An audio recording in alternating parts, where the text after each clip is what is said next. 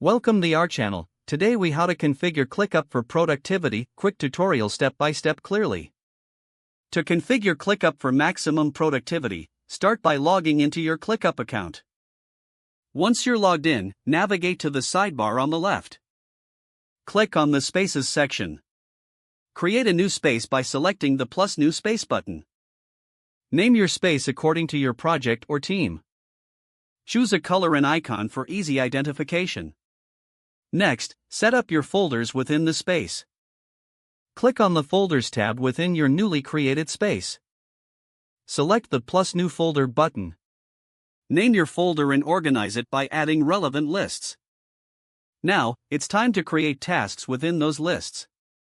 Click on the plus New Task button inside your desired list. Fill in the task name and description, then assign it to the appropriate team member. Set due dates to help prioritize tasks effectively. Utilize custom fields if you need to track specific information for your projects. Next, adjust the task's priority to highlight its urgency.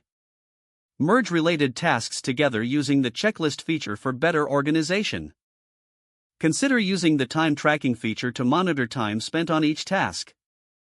For collaboration, invite your team members to the space by clicking on the Members section. Assign roles and permissions accordingly. Explore ClickUp's templates for quick setup of recurring tasks or projects. Once your configuration is complete, familiarize yourself with ClickUp's views. Switch between list, board, and calendar views to find what works best for you.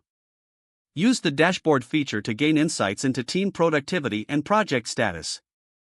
Regularly adjust and modify your configuration as your projects evolve. Finally, ensure that your notification settings are customized to keep you updated without being overwhelmed. With these steps, you will enhance your productivity using ClickUp to its fullest potential.